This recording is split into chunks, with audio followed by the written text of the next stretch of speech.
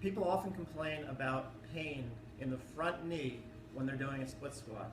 One of the reasons this happens is that the weight on the front foot shifts too far forward towards the toes, towards the forefoot, and there's not enough weight on the heel, from the midfoot back to the heel.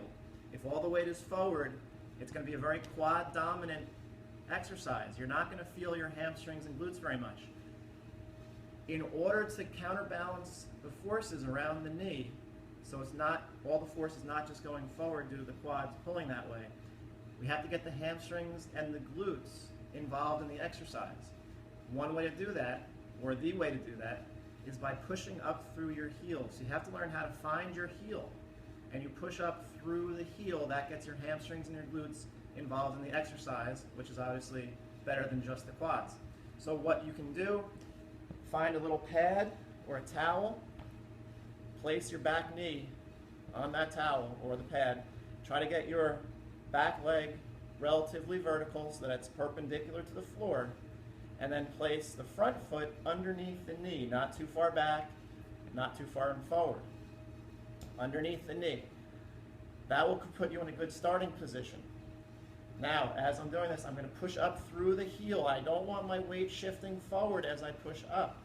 I need to stay relative, my torso has to stay relatively vertical, maybe a slight lean forward, not back.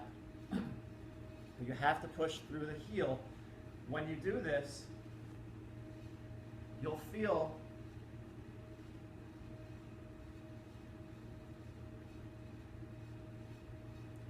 your glutes and your hamstrings engage. When your weight goes too far forward and it's all over your toes, you're going to feel all quad, and you might feel pain in your knee of the front leg.